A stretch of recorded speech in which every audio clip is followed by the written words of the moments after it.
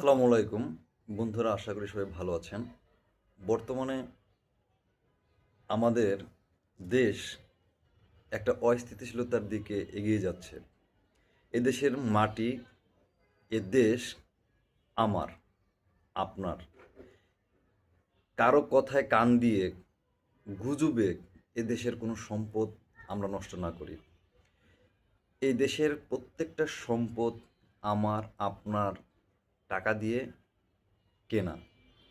অতএব এই দেশটা যেমন আপনার আমার, এই দেশের সম্পদও আপনার আমার।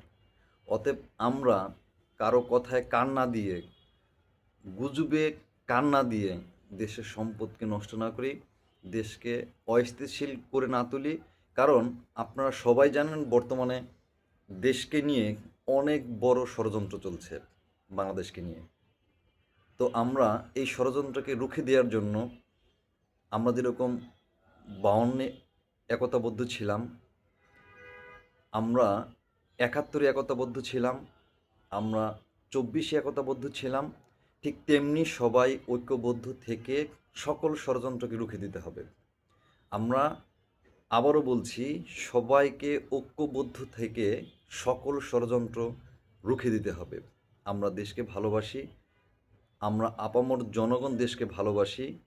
অতএব দুই একজন সুশীল হোক, প্রশাসন হোক কিংবা রাজনৈতিক ব্যক্তিত্ব হোক, তাদের কথায় আমরা দেশের ক্ষতি না করি এবং নিজেদের জীবনকে বিপন্ন না করে দেই।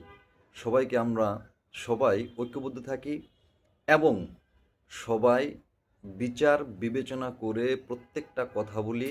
আমরা ফেসবুকে হোক, WhatsApp, Twitter, Instagram, print media কোনোভাবেই যেন আমরা গুজব না ছড়াই। ফেসবুকে প্রচুর পরিমাণে গুজব ছড়ানো হয়, আমরা সেদিকে খেয়াল রাখি। আগে মানুষ অশিক্ষিত ছিল, কিন্তু এখন মানুষ শিক্ষিত, মানুষ বিচার বিবেচনা করে চলাফেরা করে।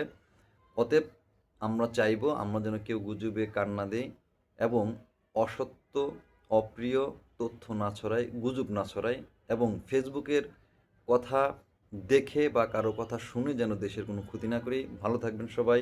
সবাই মা, মাটি এবং দেশকে ভালোবাসে।